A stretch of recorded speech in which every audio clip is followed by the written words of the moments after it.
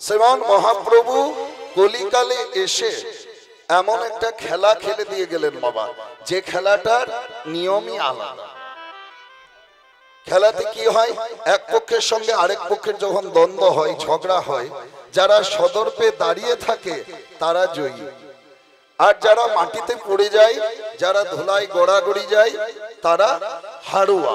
তাই তো খেলাতে কি হয়, যখন দুপক্ষের দ্বন্দ্ব হয়, ঝগড়া হয়, যারা সদর্পে দাঁড়িয়ে থাকে তারা জয়ী, আর যারা মাটিতে পড়ে যায় তারা পরাজিত। কিন্তু বাবা মহাপ্রভুর খেলার নিয়মটি একটু আলাদা। এই খেলায় যারা সদর্পে দাঁড়িয়ে থাকে তারা জয়ী নয়, জয়ী কারা, ওই যারাই পড়ে তারাই যেতে,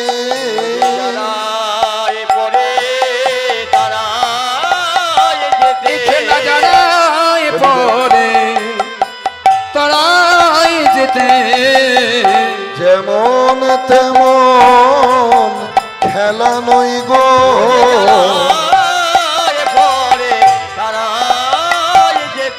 খেলা যেমন তেমন খেলা নই গো, যারা পড়ে তারাই যেতে, যারাই পড়ে তারাই যেতে। অর্থাৎ যারা অহংকার শূন্য হয়ে ধোলায় গড়াগড়ি দিয়ে গৌর গুণ কীর্তন করেন, হরি নামকে আশ্রয় করেন, তারাই সবার আগে গৌর কৃপা, হরি কৃপা লাভ করেন। তাই যারাই পড়ে তারাই যেতে। শ্রীমান মহাপ্রভু কলিকালে এসে নাম প্রেমের বন্যায় জগৎকে মাতালেন, জগৎকে ভাসালেন। কে বললেন, তোমরা সকলে মিলে বলো, তোমরা সকলে মিলে ভজ পথ চলিতে আর বলিতে,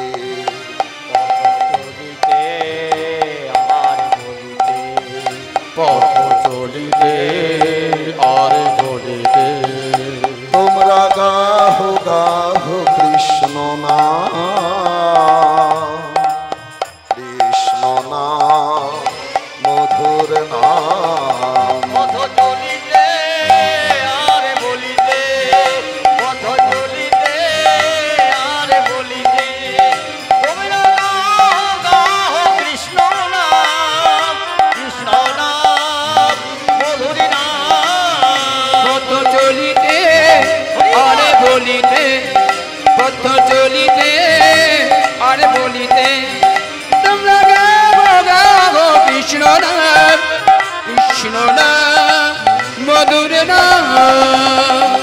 সম্মুখে আধার রাত্রি, তুমি যে পথ যাত্রী, মুখে আধার আছে, তুমি যে পথ যাত্রী, সম্মুখে আধার রাত্রি, তুমি যে পথ যাত্রী, মুখে আধার আছে, তুমি যে পথ যাত্রী, পথ চলিতে তার নাম, কথা বলিতে তার নাম, পথ চলিতে তার নাম, কথা বলিতে তার নাম, পথ চলিতে তার নাম, কথা বলিতে তার নাম, কৃষ্ণ নাম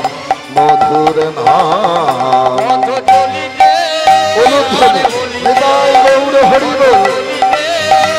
আর বলিতে, তোমরা গাও কৃষ্ণ নাম, কৃষ্ণ নাম মধুর নাম, পথ চলিতে আর বলিতে, পথ চলিতে আর বলিতে, তোমরা গাও গাও কৃষ্ণ নাম, কৃষ্ণ নাম মধুর নাম।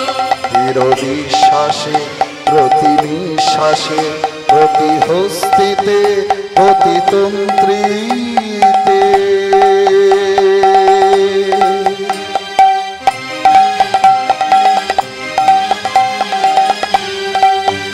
তোমরা গাহো গাহো কৃষ্ণ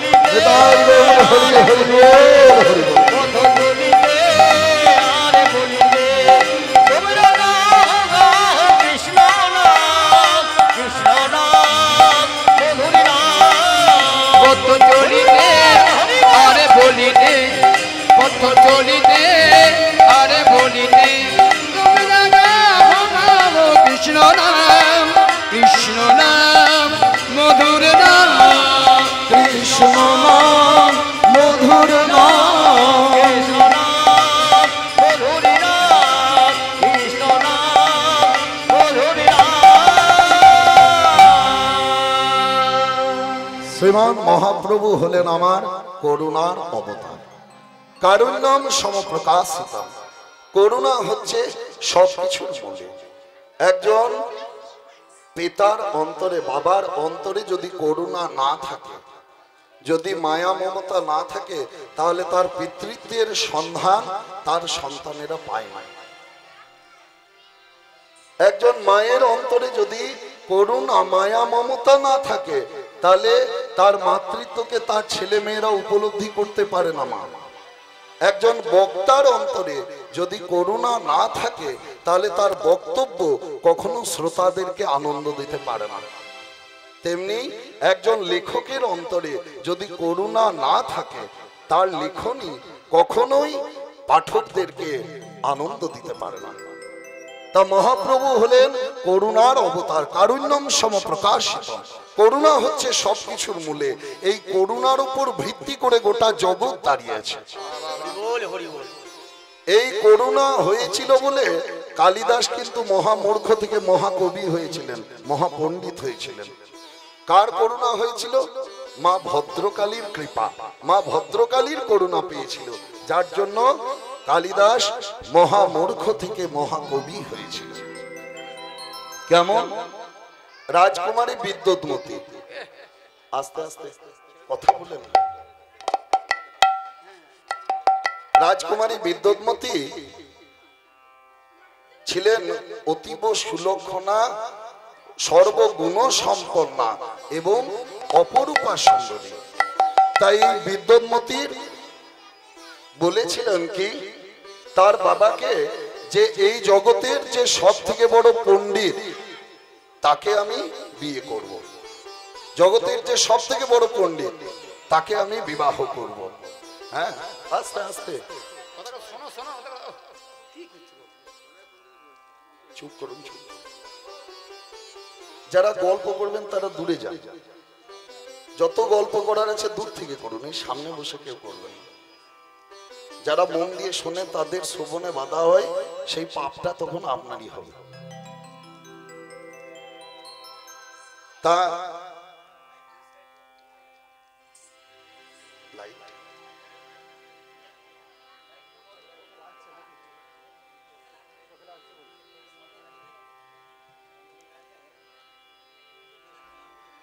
রাজকুমারী বিদ্যুৎমতী বললেন কি রাজাকে, যে সব থেকে বড় যে পণ্ডিত তাকে আমি বিয়ে করব। এই জগতের যে সব থেকে বড় পণ্ডিত আছে তাকে আমি বিবাহ করব। হ্যাঁ, তাই এবার রাজসভায় যারা পণ্ডিত ছিলেন 22 জন, তারা মনে মনে ঠিক করলেন কি মা, যে এ বলছে সব থেকে বড় পণ্ডিতকে বিয়ে করব, হ্যাঁ সব থেকে বড় মূর্খের সঙ্গে এর বিয়ে দেবো। তা খুঁজে বেড়াতে লাগলেন যে জগতের সব থেকে বড় মূর্খটা কে আছে। যেতে যেতে দেখে কি একজন গাছের উপর বসে পড়ে, গাছের যে ডালটিতে বসে আছে সেই ডালটিকেই কাটছে।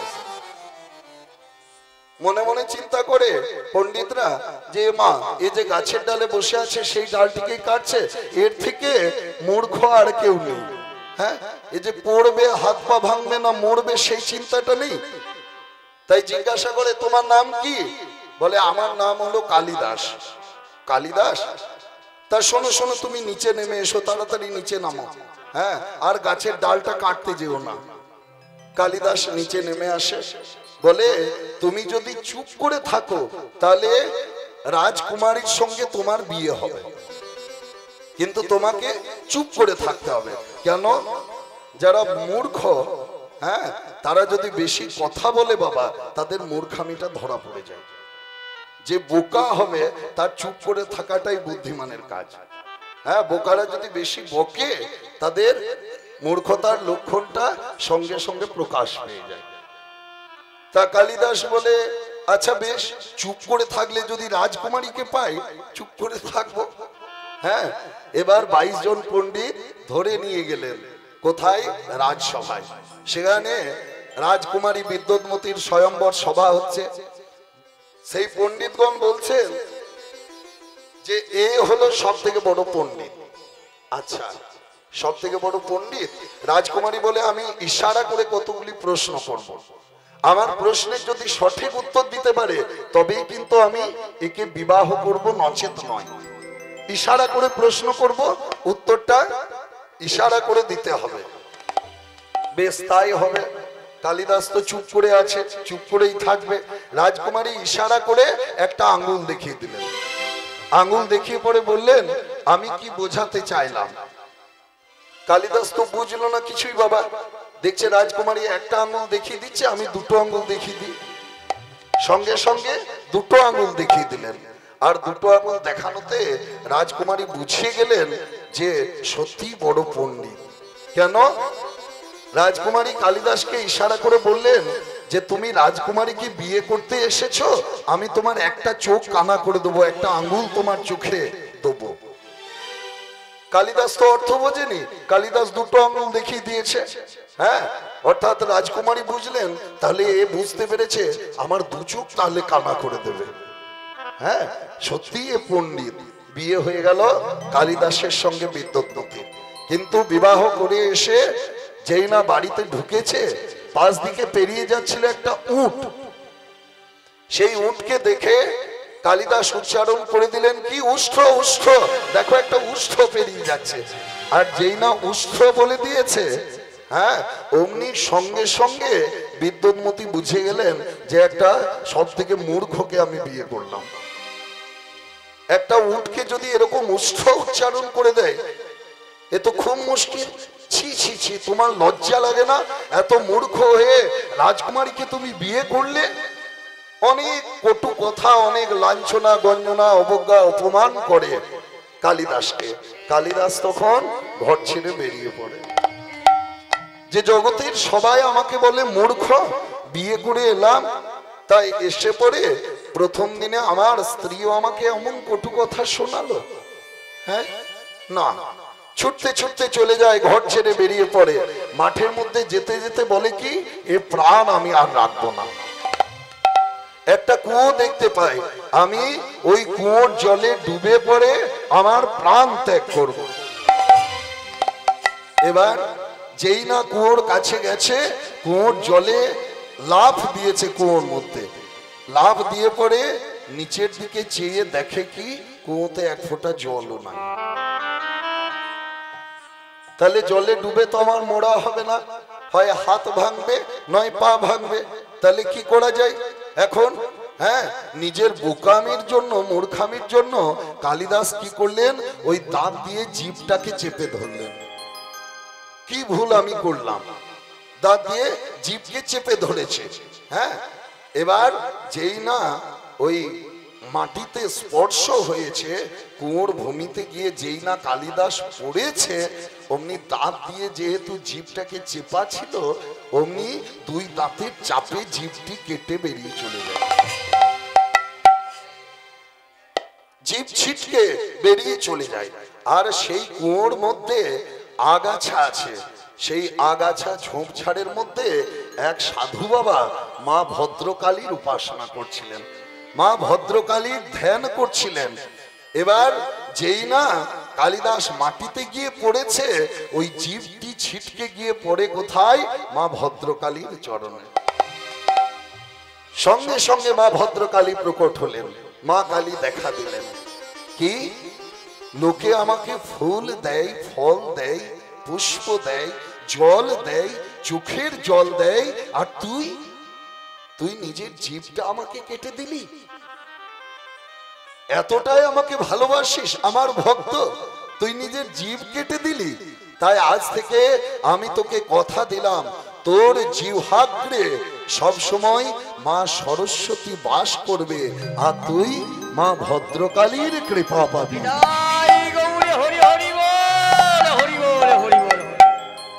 তুই ভদ্রকালীর করুণা পাবি। হ্যাঁ, তাই কালিদাস আবার উপরে উঠে এলেন, উঠে এসে নিজের বাড়ির দিকে গেলেন। যেই বাড়িতে গেছে, বাড়িতে তার স্ত্রী তাকে দেখে আবার একটা কটু শব্দ শোনায়, যে শব্দটার 4টি অক্ষর বাবা, একটা খারাপ ভাষা শোনায়। আর সেই 4টি অক্ষরকে নিয়ে কালিদাস কি করেছিলেন জানেন? এক একটি অক্ষরকে দিয়ে এক একটি কাব্যগ্রন্থ রচনা করেছিলেন। মেঘদূত, কুমার সম্ভব, রঘুবংশ, আর অভিজ্ঞান শকুন্তলম বা শকুন্তলা, এই 4টি কাব্যগ্রন্থ কালিদাস রচনা করলেন। তাহলে যে কালিদাস মহামূর্খ ছিল, সেই মহামূর্খ থেকে মহাকবি, মহাপণ্ডিত হলেন কালিদাস, যার জন্য করুণা হচ্ছে সবকিছুর মূলে। মা ভদ্রকালীর, মা সরস্বতীর কৃপা পেয়েছে বলে কালিদাস মহাপণ্ডিত হয়েছে। তা শ্রীমান মহাপ্রভু হলেন আমার সেই করুণার অবতার, কারুণ্যম সমপ্রকাশিত। কি করলেন? আচণ্ডালে অযাচিত ভাবে নাম প্রেমের বন্যায় জগৎকে মাতালেন, জগৎকে ভাসালেন। কে বললেন? তোমরা সকলে মিলে আমার সঙ্গে বলো, আমার সঙ্গে ভজো, হরে কৃষ্ণ হরে কৃষ্ণ কৃষ্ণ কৃষ্ণ হরে হরে হরে রাম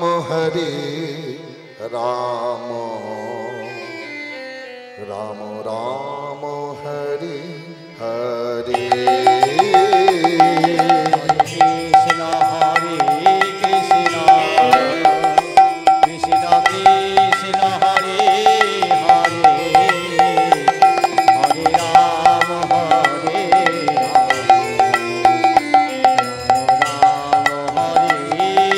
হরে। হরে কৃষ্ণ কৃষ্ণ কৃষ্ণ হরে হরে হরে রাম রাম রাম হরে হরে। হরে কৃষ্ণ কৃষ্ণ কৃষ্ণ হরে হরে হরে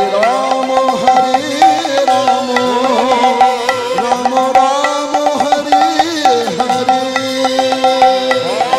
কৃষ্ণ হরে কৃষ্ণ কৃষ্ণ কৃষ্ণ হরে হরে হরে রাম রাম রাম হরে হরে।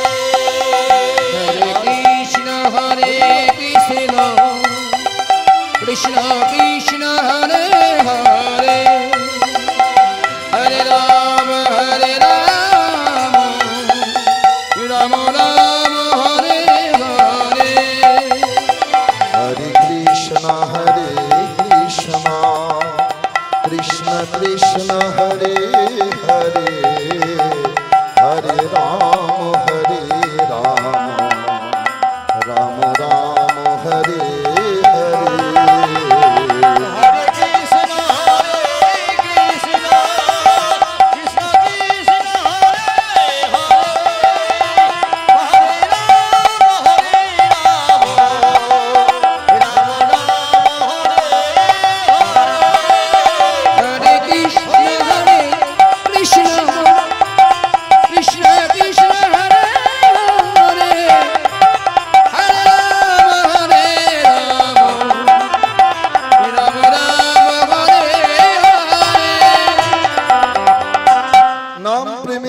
নাই